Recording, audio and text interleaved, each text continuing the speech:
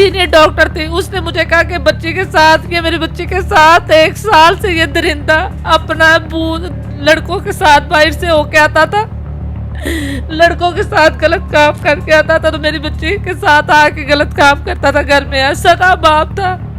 वापसी कमरे में आई हूँ तो मैंने देखा अपने खामद को और अपनी बच्ची को। मैं बता नहीं सकती कि किस हालत में मैंने उन्हें उधर देखा। बच्ची की इतनी हालत ख़राब थी कि मैं ये वॉशरूम में जाती, सारी ब्लीडिंग वगैरह सारी उधर हो रही। सीनियर डॉक्टर थी, उसने मुझे कहा कि तुम किधर थी, बच्ची के साथ 1 साल से ज्यादती हो रही है। मेरी बच्ची को दोनों हाथों से मारा मेरी सास ने। मेरे ससुर ने कहा खबरदार किसी के आगे नाम ना लेना। मैं क्यों, मेरा ज़मीर नहीं गवारा कर रहा कि मैं अपनी बच्ची को इस दरिंदे के पास छोड़ जाऊं। उसका लड़कों के साथ भी ताल्लुक का, जिस्मानी ताल्लुक था मेरे मियाँ का। शोहर का जिस्मानी ताल्लुक था लड़कों के साथ। उसकी जरा से भी शर्मिंदगी नहीं है। वो कहते फिर क्या हुआ, बच्ची के साथ हो भी गया, पर्दा डाल दो। बड़े I love you Nasser, I love you Mushtaq कर दिए। पुलिस वालों के पास हम इंसाफ लेने जाते हैं, हमें इंसाफ नहीं मिला, हम कहाँ जाएं। अस्सलाम वालेकुम नाज़रीन, आपका मेज़बान मुजाहिद ने अब आपकी खिदमत में हाजिर और आप देख रहे हैं अमन पॉइंट। नाज़रीन, माज़रत के साथ आज फिर एक ऐसी वीडियो आपके साथ शेयर कर रहे हैं जिसके बाद यकीनन आपका सवाल यही होगा कि इस वीडियो को रिकॉर्ड करने का मकसद क्या है। मकसद क्या है, आपके पास ऐसा ही कंटेंट होता है।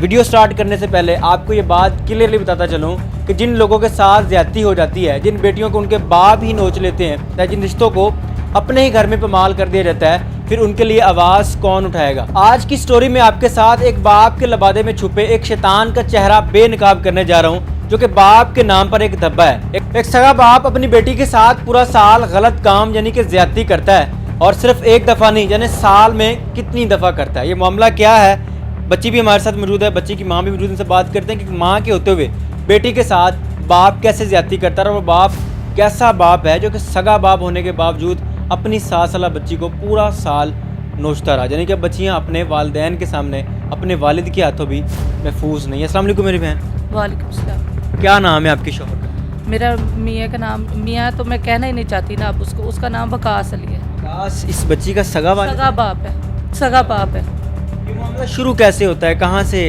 इस तरह का जो है एक बाप जानवर बन जाता है, कहानी शुरू कैसे होती है? मैं घर से, मुझे मारपीट के ना निकाला हुआ था, घरेलू झगड़े की वजह से। लेडीज़ डरती था और ख़वातीन आती थी हमारे घर में कपड़े सिलाई करने के लिए, अच्छी भी आती थी बुरी भी आती थी। उसका लड़कों के साथ भी ताल्लुक का, जिस्मानी ताल्लुक था मेरे मियाँ का। कि शोहर का जिस्मानी ताल्लुक था लड़कों के साथ। डायरियों के ऊपर मैंने उसके नाम पढ़े, I love you Nasser, I love you Mushtaq, सब उसके डायरियों के ऊपर लिखा हुआ मैंने पढ़ा। तो औरतों के साथ उसके गलत संबंध थे। मैंने उसको मना किया, तो जब मेरा देवर आके मुझे गाली गलौज करता था, वो नशा करता था, तो मेरी सास मुझे मारती पीटती थी, मुझे घर से बाहर निकाल देती थी। जब मैं उससे कहती थी कि ये क्या माजरा चल रहा है, मेरे बच्चे ख़राब हो जाएंगे, मेरी बच्ची है अब, कि ये मेरे घर में क्या हो रहा है, तो मुझे ना घर से मार पीट के घर से बाहर निकाल देते थे। जब भी मैंने उससे कहा ना तो कि मुझे घर अलहदा लेके ने मुझे मार पीट के घर से निकाल देते थे बाहर। कहते हमने इसको नहीं रहना। बच्चों को मैं साथ लेके गई थी, बच्ची को भी और बच्चे को स्कूल में डाला, अपने पास रखा। बच्चे कितने? 2 बच्चे हैं, एक लड़की और एक लड़का। लड़के का थोड़ा ज़हनी तवाज़ुन ठीक नहीं है, उधर आवारा फिरता है सारा, इधर से समनाबाद से अकेला उधर चला जाता बंद रोड पे। तो इतना उसका ख़राब किया हुआ बच्चे को।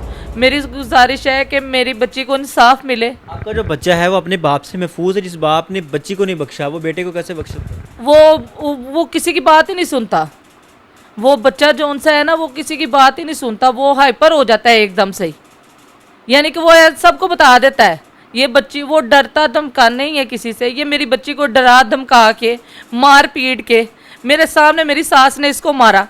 ये मामला जो बच्ची के साथ चल रहे हैं जी, कब से चल रहे थे और कितना अरसा ये मामला चलता है? मैं 2 साल से अपनी अम्मी की तरफ मार पीट के इन्होंने घर से निकाला हुआ। इस वजह से, यही वजह है कि इसका लड़कों के साथ गलत ताल्लुकात साथ संबंध थे। घर में लड़कियां, घर में दर्जी था, तो घर में खवातीन आती थी, दूसरी भी इसकी दोस्तें वगैरह भी आती थी। तो मैंने कहा कि मुझे घर चेंज करवा के दो, मैं अपने बच्चों के साथ इधर नहीं रह सकती, मेरे बच्चे ख़राब हो रहे हैं। तो ये मुझे मार पीट के घर से निकाल देते थे, कहते थे हमने इसको नहीं रखना अब। कि ये हमें मना करती है।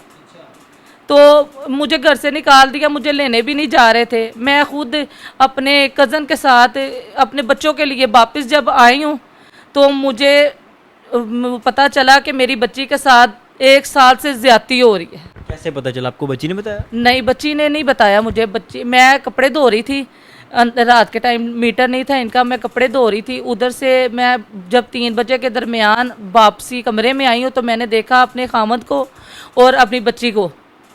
मैं बता नहीं सकती कि किस तरह, किस हालत में मैंने उन्हें उधर देखा।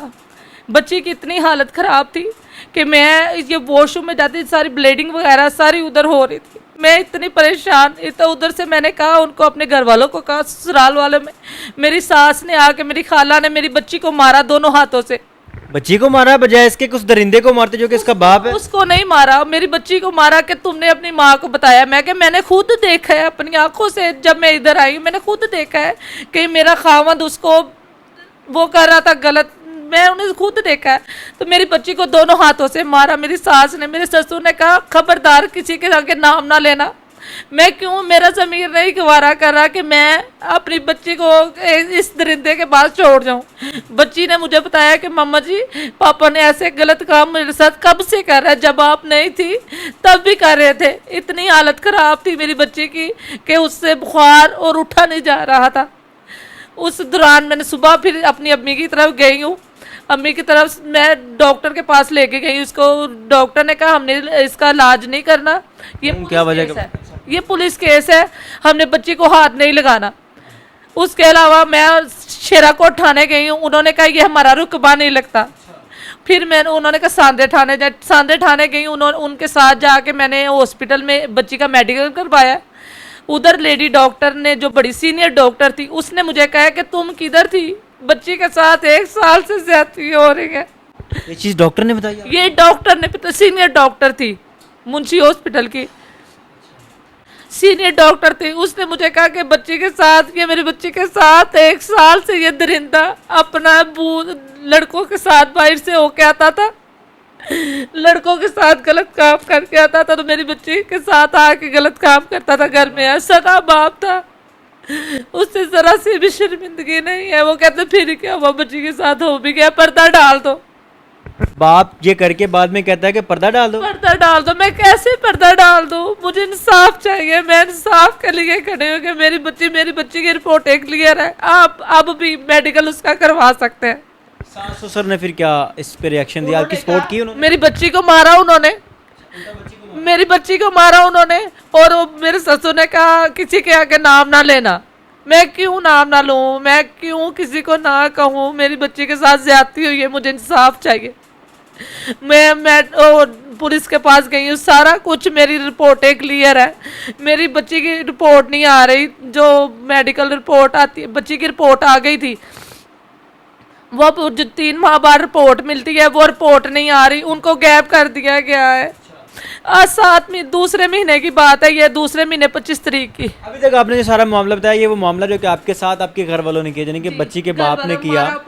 अब मुझे बताएं कि इसके अंदर पुलिस ने क्या रिस्पांस दिया, पुलिस ने क्या सपोर्ट किया? मरियम नवाज साहबा कहती जी खवातीन मेरी रेड लाइन है, रेड लाइन का ही असर हो गया। पुलिस ने मेरी कोई मदद नहीं की। मैंने डीआईजी को भी दरख्वास्तें दी हैं, मैंने तशवीशन चेंज करने के लिए भी सीपीयू दफ्तर दी है दरख्वास्त। मेरी 2 दरख्वास्तें दी हैं, मेरी किसी के कोई अपील नहीं हुई।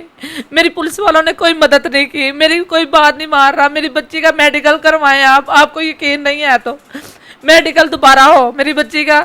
मेरी बच्ची, इंस्पेक्टर राहिला ने आपके साथ क्या किया?